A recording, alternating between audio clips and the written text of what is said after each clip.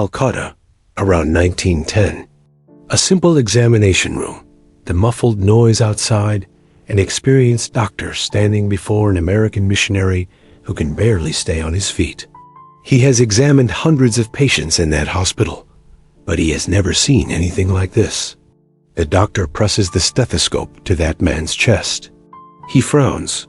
He repeats the exam more carefully this time. The heart wasn't where it should be. It had shifted from the left side of the chest to the right. "I have never come across a case as serious as this one," he would say later. "What have you been doing to yourself?" The missionary didn't have a simple answer, because what he had been doing for almost 20 years, no one inside a doctor's office could ever fully understand. Among the missionaries in India, the man was already known by a single nickname. And what happened to his body that day is only the tip of a story most people have never heard about just how far a lifetime devoted to prayer can, in fact, go. And what happened in that office is only the beginning. Because before he got there, this man had built in secret a discipline of prayer that few people today could imagine. One that would go on to shape the course of one of the greatest revivals in the history of India. If stories like this one, of real faith, carried to places that defy understanding, matter to you, subscribe here on the channel. We bring you a new one every week. And if you want to help more people find this story, leave a like. Calcutta, around 1910. The missionary walks to the hospital alone, with slower steps than he should have had at 45 years old. Close friends had been insisting for weeks he needed to see a doctor. His body was showing signs he himself kept trying to ignore. The doctor who receives him is no ordinary physician. He has already examined hundreds of patients in that colonial hospital, has already seen practically everything. He asks the missionary to sit down, presses the stethoscope to his chest, and frowns. He repeats the exam, moves the instrument to another position, asks the missionary to take another deep breath. That man's heart wasn't where it should be. It had shifted from the left side of the chest to the right. The doctor would later record, in his own words, "I have never come across a case as serious as this one." And he asked the question that would go down in that missionary's history. What have you been doing to yourself? It wasn't a rhetorical question. It was the question of a man of science, standing before something the science of his time had no way of properly explaining. The missionary didn't give a simple answer, because the true answer didn't fit into a sentence. It fit into almost 20 years of a life he had been building in silence on the other side of India, far from any doctor's office. But to understand the size of that, we first need to look more closely at what happened in that room. Before that doctor's office, there were weeks of insistence. Friends and fellow missionaries in Calcutta had been watching the same man who once used to walk entire days between villages, now grow tired after just a few steps. He kept answering requests for prayer, kept being sought out at revival meetings in Calcutta itself and in Bombay, but his body could no longer keep up with the pace of his will. It was because of these friends' insistence, not his own initiative, that he finally agreed to be examined. The closest account of this episode comes from the biography written back in the 1920s by someone who lived close to him, and it describes the doctor examining him with redoubled attention, unhurried, like a man who knows something there doesn't add up. The stethoscope moves across the chest once, then again. The doctor asks him to change position, to take another deep breath, almost as if he doubted his own instrument before he doubted the patient. And then comes the finding, along with the line that would be recorded for history: the heart is in terrible condition. I have never come across a case as serious as this one. It wasn't a subtle shift. The organ had moved completely from its natural position on the left side to a place on the right side of the chest. A displacement of that magnitude in a man still alive, still walking, still functioning, was the kind of finding a doctor of that era would hardly forget. What is known is that the doctor's reaction wasn't one of immediate alarm over the risk of death. It was one of bewilderment, standing before a body that had somehow adapted to something it shouldn't have been able to endure. And it's that bewilderment behind the question he asked, what that man had been doing to himself. But before answering that question, there's something that needs to be made clear, because what happened in that doctor's office wasn't the beginning of the story. It was, in fact, the closing of a chapter that had already been being written for almost 2 decades. A chapter that had already been being written for almost 2 decades. Because that man, before he was known as a missionary, before he ever set foot in India, was just another young man among so many others in the United States, with no sign that, decades later, he would carry a heart physically different from everyone else's. And among the missionaries in India, he had gone by something other than his own name for years. He had a nickname, one the others used with a mix of admiration and unease, because no one else did what he did, with the intensity that he did it. That nickname wasn't born from a striking sermon, or from a public miracle. It was born from something most people never saw, because it happened locked away in the dark, far from any stage. And that's exactly where most people stop telling this story. In the doctor's office, in the diagnosis, in the doctor's astonishment. But the doctor's office wasn't where this story began. It was where, quietly, it came due. And it's exactly that nickname and what it was hiding that we're going to reveal in the next part. But before that, a quick note. Much of what we know about this man's prayer life comes from a biography written by someone who lived close to him. Shortly after his death, an account that gathers letters, testimonies, and observations from those who witnessed that discipline up close. It's this kind of material that helps us understand not just this missionary's story, but what a serious life of prayer can really look like in practice, without romanticizing it, without a ready-made formula. You'll find this kind of book and others about great men and women of faith in the products tab below this video in the YouTube shopping section. Now, back to the question. What made this man earn a nickname he never took excessive pride in, but carried until the end of his life? To understand this man, we need to go back almost 45 years before that doctor's office in Calcutta, to a small farming town in Illinois called Carthage. It was there, in 1865, that he was born, the son of a Presbyterian pastor. The home was simple, shaped by the rhythm of church life, and by a faith that never separated itself from daily living. Prayers before meals, scripture read aloud, a father who, according to those who knew him, had prayed for years that God would raise up more workers for the mission field. He had an older brother, Edmund, and the two were close. They studied together, dreamed of ministry together. Edmund went first to seminary, determined to become a preacher. During a break, he volunteered for a summer mission trip to Montana. There, he caught a severe fever. He came home still sick, trying to recover surrounded by his family. He didn't recover. Edmund died at home, surrounded by his parents and siblings. For the young man left behind, that wasn't just grief. It was a question that began to trouble his days. If his brother had been called to the mission field and never got the chance to go, was it now his to finish that calling? The answer didn't come easily. And when he finally decided to go to India, another obstacle appeared, one that seemed, to any reasonable person, final. He had significant partial deafness. Doctors of the time were blunt in saying that a man who could barely hear would struggle to preach, to learn a foreign language, to communicate with the people he needed to reach. Close friends, however well-intentioned, tried to talk him out of it. Even so, in 1892, just past 26 years old, he set sail. Alone, with a physical limitation no one could work around, and a certainty no one else could explain. What he didn't know yet was that this journey, weeks by ship, unhurried, undistracted, would be the space where he would make the first of a series of decisions that, decades later, a doctor in Calcutta would try in vain to understand.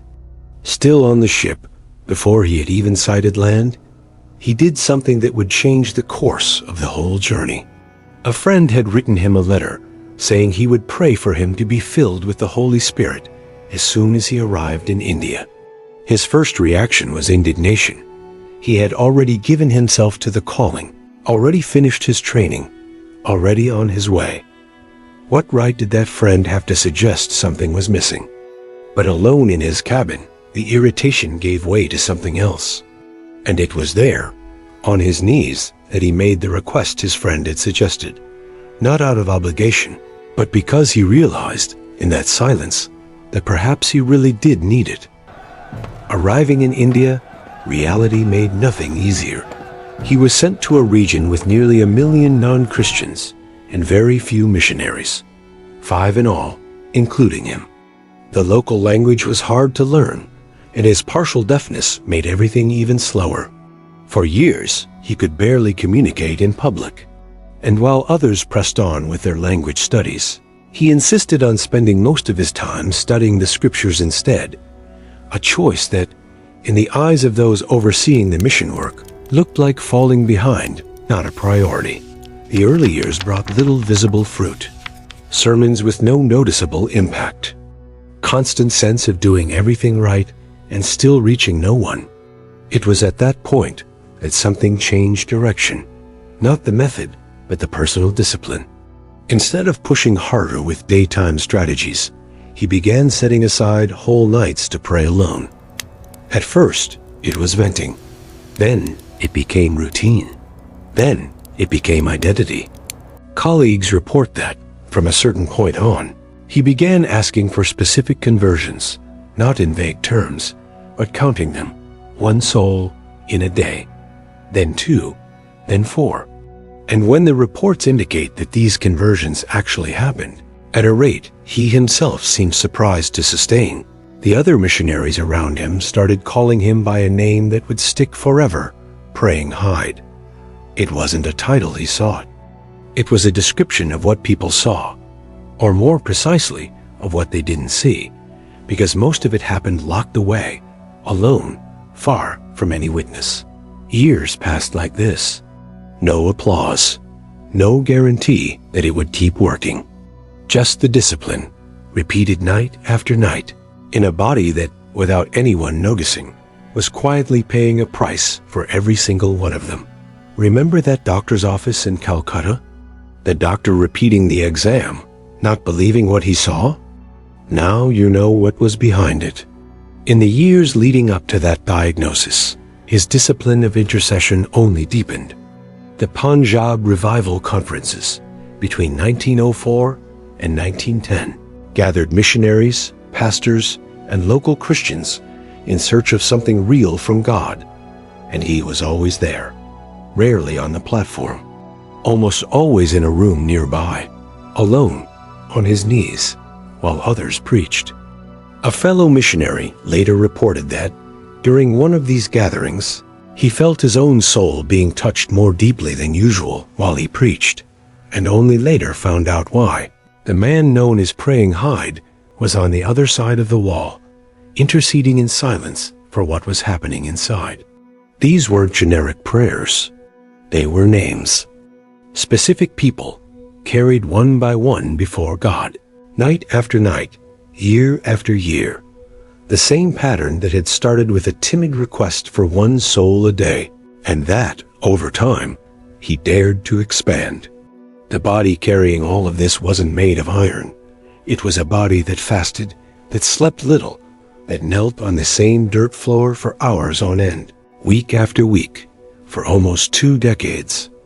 And it's exactly this accumulation, not a single event, not one isolated crisis, but nearly 20 years of a heart literally given over to that discipline that a doctor in Calcutta would try and fail to understand in a single exam. By all accounts, he himself had already sensed for some time that his body was collecting on its debt. Even so, weakened as he was, he kept going. And when he finally agreed to seek medical help in the United States, thinking the problem was his heart itself. The doctors found something else. A malignant tumor in his brain, one that would need to be operated on. The surgery took place. But his body, already worn down by years of self-giving, didn't hold up the way it was expected to. On February 17th, 1912, at 46 years old, he died. His last recorded words weren't ones of sorrow. They were a shout in Hindustani, the language of the people he had interceded for his whole life. Baal, Yisu Masih, Ka Jai. Shout the victory of Jesus Christ. The heart a doctor couldn't explain had, in fact, a whole explanation behind it. It just wasn't the kind of explanation that fit inside a doctor's office. It just wasn't the kind of explanation that fit inside a doctor's office. And before we go on, it's worth being honest about what this story rests on.